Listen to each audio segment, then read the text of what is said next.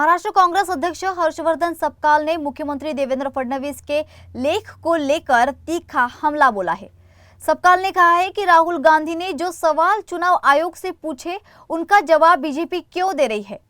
सपकाल ने कहा कि फडणवीस का लेख उल्टा चोर कोतवाल को डांटे जैसा है और बीजेपी खुद वोट चोरी की लाभार्थी है। सपकाल ने चुनाव आयोग से सवालों के जवाब की मांग की है और मुख्य चुनाव अधिकारियों का नार्को टेस्ट कराने की भी मांग कर रही है। महाराष्ट्र कांग्रेस के प्रदेश अध्यक्ष हर्षवर्धन सपकाल ने फडणवीस को राम शास्त्री प्रभु ने बनने की कोशिश न करने की सलाह दी है और तंज कसते हुए कहा है कि अब तो दाल में ही नहीं पूरी दाल ही काली है, ये तक कह दिया है। कांग्रेस अध्यक्ष ने यह भी आरोप लगाया है कि बीजेपी ने चुनाव आयोग को भी क्लीन चिट देकर संदेह और गहरा कर दिया है। उन्होंने जनता के बीच जाकर वोट चोरी के खिलाफ जनजागरण अभियान चलाने का ऐलान भी किया।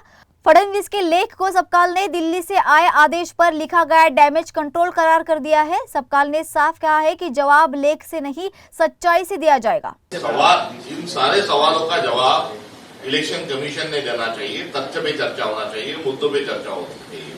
देवेंद्र फडणवीस अपने आप को क्या समझते हैं?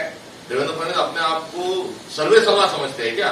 वही इलेक्शन कमिश्नर है, वही प्राइम मिनिस्टर है, वही जो है वो सुप्रीम कोर्ट भी वही चलाते हैं। तो उनका जो सुपीरियरिटी कॉम्प्लेक्स जो कि मैंने बोल दिया है ना, आप लोग मानो, ये उनका जो आविर्भाव है वो बहुत ही गलत है। और उन्होंने उनसे कुछ सवाल उससे जवाब ही नहीं पूछा। हमारा सवाल ही उनसे नहीं है तो जवाब क्यों दे रहे हैं?